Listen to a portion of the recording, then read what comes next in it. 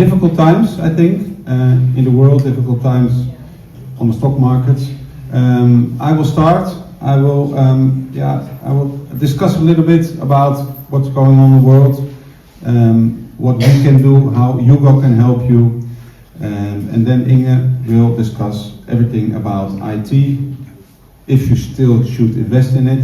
If you are an investor and you watch your portfolio at 5 o'clock and then you watch it again at 5:15, it can be a huge difference, I think. That's also difficult for us as investors. What happened on this year on the 20th? But this is what happened, and that changed the world a little bit. And I think this is a difficult world crisis, but if you look at what's happening in France and what's happening in Germany, this was from the Financial Times today or yesterday, I don't remember, how they tried, of course, they increased the budget, so they can probably spend more. Germany does need to spend more, and where they're going to spend it more on infrastructure and on defense. I think I don't have to explain to you what's happening in Europe about the defense sector. A lot of people don't realize yet what's going on and what it's around the corner. I hope that everything will be solved on a worldwide scale, but I'm a little bit afraid. And when you see the 20th January effect, what kind of effect did it have on the stock market? It was when Trump was when he had his inauguration, and after that, markets went down. First you have to suffer, and then you can gain. I hope he's right, but I'm doubting. I'm quite negative. But now something positive. This is a little bit for the people who don't know us. This is our background. I was a co-founder of the first online broker in the Netherlands. It was called Alex in 1999. So I'm a little bit in this area a dinosaur. We were taken over by Pink Bank, that's a Dutch bank, and then Saxo Bank. Probably you know Saxo Bank because a lot of Swedish are in the room, and Saxo Bank is a Danish bank. So probably you know Saxo Bank. And 5 years ago, we made a deal with Saxo Bank and Pink Bank, and we took over the business in Spain. So we are now an independent broker, and we are the only licensed stockbroker, Spanish licensed stockbroker in Andalusia. We are regulated, so everything what we say, what we do is checked, and we work with two other brokers, the biggest broker in the world, Interactive Brokers, and Saxo Bank, that are our two partners. And so we offer their bank accounts, so you have a bank account with us, but on top of that, that's our service. What we also are doing, because I think that investing is quite difficult. With us, you can buy 50,000 different things. That can be like bonds, that can be ETFs, that can be mutual funds. So if you are a starter, how do you know how you should begin? It's hardly impossible. You can go to YouTube and you can look everything up, and then really young people, 25-year-old, they say, I made millions with investing, not regulated, so they can say whatever they want. And you can look, you can find everything. But we made online courses, and that are interactive courses. And if you look at the pyramid, how we human beings, how we learn, there are all different kinds of learning methods. And what we do, because it's interactive and it is a hybrid model, so we human beings are also involved, we go through this whole learning process. We provide courses on a product level, on an experience level, packages, everything what you need to know when you are successful on the stock market. And the ideal portfolio, I don't believe in it, because I think we are now with 40 people, you're all different people, you all have different needs, you are all different. And I think you also should your investments like that. Every portfolio should be different. Of course there is a big overlap, but you have your special needs. I only believe in a tailor-made solution. And how we work, with different approaches, but at the end, this is quite simple. This looks like Lego blocks, but this is how you should build up a portfolio. But this, how you should look at your portfolio. And this is really simple, but if you drive home or you sit tomorrow behind your computer, I hope that you look at it, okay, what's happening in the world with all the problems. Do I have a portfolio that I think that is protected against the things that maybe can come. This is the forecast of the AI bubble that we used in 2023, 2024, and it is expected a yearly growth in this sector of 37% on a yearly basis. And we divided the AI sector in 3 subsectors. Inge will talk about that now. And that's what I want to close off, is that if you are an investor, that's what our vlogs are mainly based on sectors. Because if you believe in a certain sector that it will grow, that is more important than picking a stock. Because if the sector grows, you must be really unlucky if you pick some stocks out of that sector that don't grow. And if you look at the AI sector, it's a really big sector. It's expected to grow. So if you just pick the wrong ones, then you're really unlucky. So you can better do that together with baskets. And Inge is a basket builder. It's a basket builder because he has 2 funds, and I think they're really 2 really specialized funds. So that's why I invited Inge to talk about mainly your IT fund. So Inge, please, if you can step forward. I'm representing a firm called Chelverton. It's a global fund manager in London, where me and Jenny Hardy works. We represent the tech team, global tech team at Chelverton. We invest in technology company with high return on invested capital, and I'll come back to that later. That's a very, very high focus from us, which really means that the money they spend on R&D and investing in machinery and equipment has to have a high return back to shareholders and cash flow. They are profitable and generate strong cash flow. That's another thing. All of our companies generate very, very strong cash flow. And that's really, really key for us. Our investment horizon is 5 to 10 years. So if we can't see where these companies are heading in 5 to 10 years, we're not investing. Our long-term performance in the fund, the long fund started in 2019, has been 26% a year, average, every year. With that said, we're down quite a lot this year due to US dollar and weak performance of technology. I also think it will turn around, and I'll explain why. So, why technology? Why do we look at technology at all? It's growing, but it's not growing much faster than GDP, but it's still growing faster than GDP, 2-3% a year. And that's really, really important. But for us, when we look at technology, and especially at these times, it has clearly higher volatility than the markets. And when I was head of trading at ABN AMRO and we had bad news coming in, the first thing we were screaming at the floor, the big trading floor, was hit technology. Doesn't matter if it was good or bad. It's like, that's where liquidity is, that's where you have movements, so hit it. What you really want to look at is the performance of the company. That's the real risk. If you're sitting on companies not performing, that's the biggest risk you can take. How do we handle that risk? We diversify the portfolios. We have a number of different sectors inside of it. But we always start with the question, what if we're wrong in our scenario? Our 5-10 years horizon scenario. What if we're wrong? How wrong can we be? How badly can it turn out? We use insurance companies that are profitable, have strong cash positions, and generate cash flow. So what do we really do? We are trying to find the winning trends. And what I'm saying by that is like, we're trying to find areas inside technology that's going to grow faster than the GDP, 2-3%.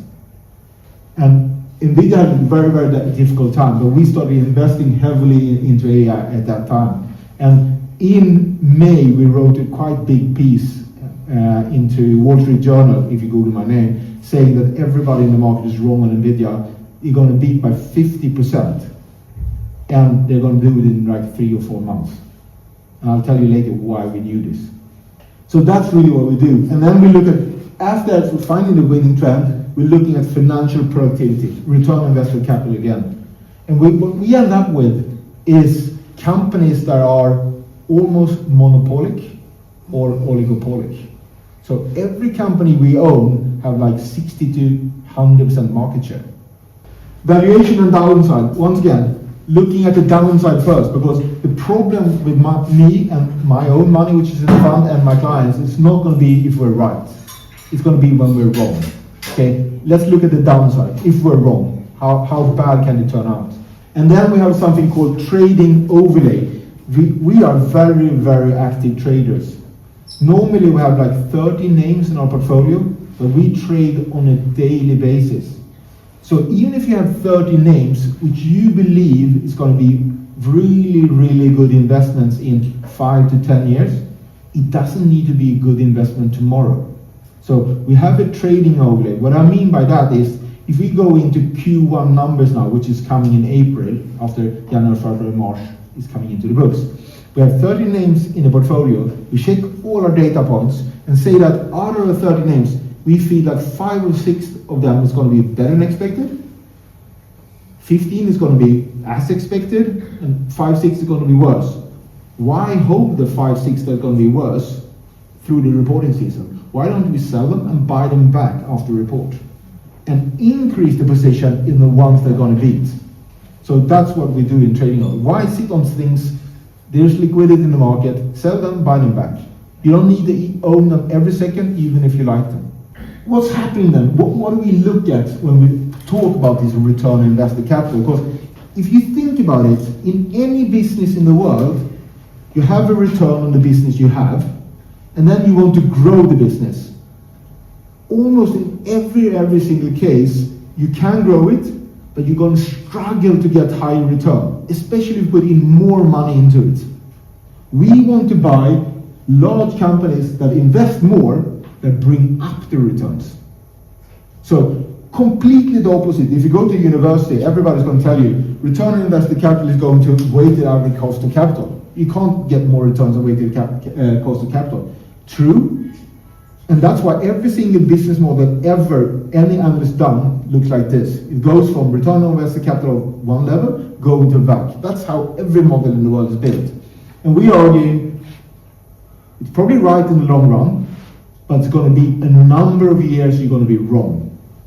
Return on invested capital can go up. And this is a great example. TSMC in Taiwan.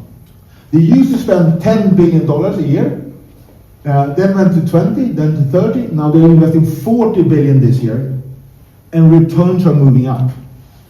So they're returning even more money, even if they throw in more money into the pot. That's the type of companies we want to buy. January they grew 34% year over year. February numbers are out also, they grew 43% year over year with that size. That's one of the biggest holdings in our portfolio. PE 14 next year on consensus numbers. On our numbers, 12. The market is saying it's a risk. Trump may be putting tariffs on them and so on. I'll let him do it. They're just going to pass it through. Because there's no choice. Nvidia has no choice. They have to go here. There's already pass-through clauses in the contract for the two biggest costs for them, energy and water. And if you look at Taiwan, there are massive problems with both energy and water in Taiwan. And what about the China risk? And China risk. But if the China risk happens, I'll tell you, go home, close your door, close your windows, stay home for 10 years. Yeah, but you are very optimistic about TSMC, which is a fantastic company. Yeah. All the criteria are met. Without doubt. Yeah. But the China risk is not addressed. No, because what I'm saying is that if China happens, GDP globally is going to fall 10%. You can't hide. Whatever you have, your house, everything is going to die. Except gold. Maybe cash. Maybe. Because you're going to struggle everywhere. Because the problem is you're going to be hurt everywhere. And it's like Warren Buffett. I don't know if you remember, he was a big owner of TSMC, sold it, and he said, I don't want to have an exposure to Taiwan because of the Chinese risk. And he sold TSMC 80% of sales in Taiwan, 20% in the rest of the world. But he kept one stock in the portfolio, and he still kept one stock in the portfolio, which is the biggest holding by over 50%. What's it called? Apple. Where is Apple's every single processor built? 100% Taiwan.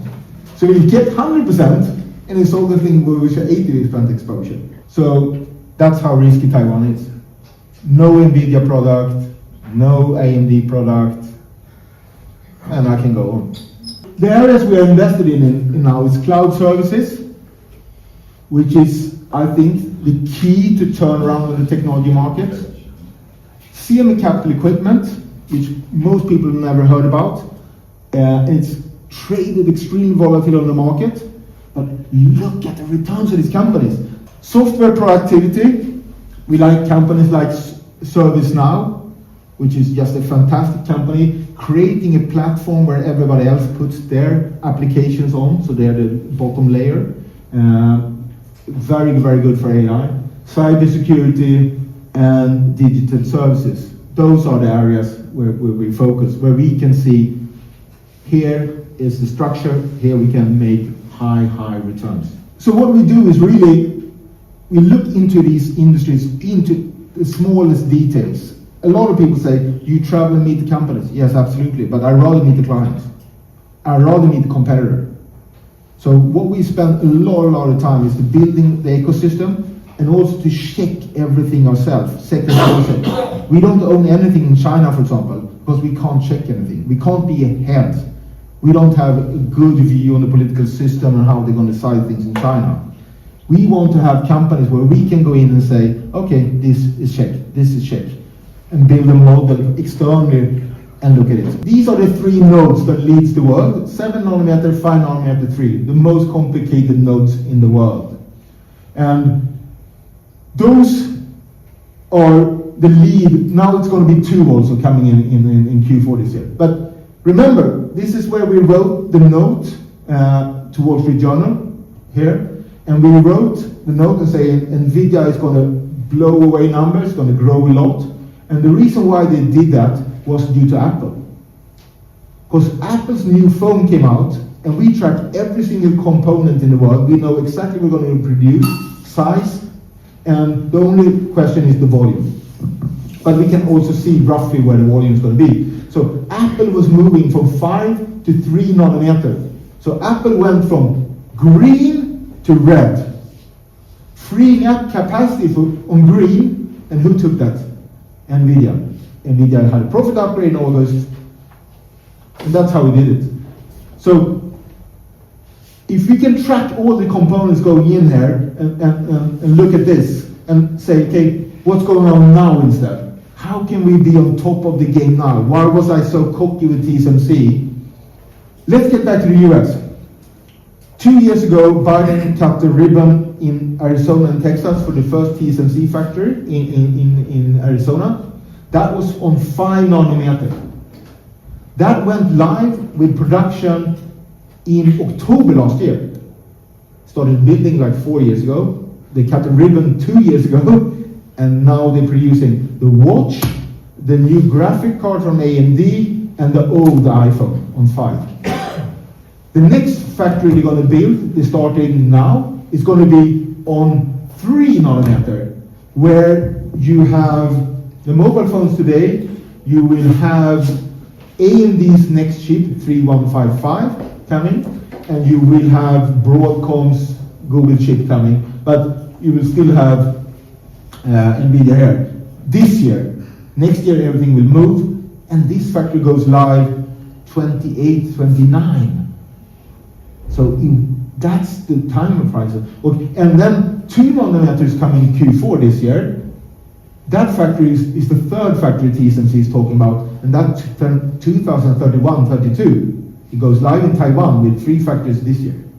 So this is such an important chart to understand, and then digging into every single components come out. Like take Apple last week, you had the M3 Ultra for the new Mac, you had the M4 coming out.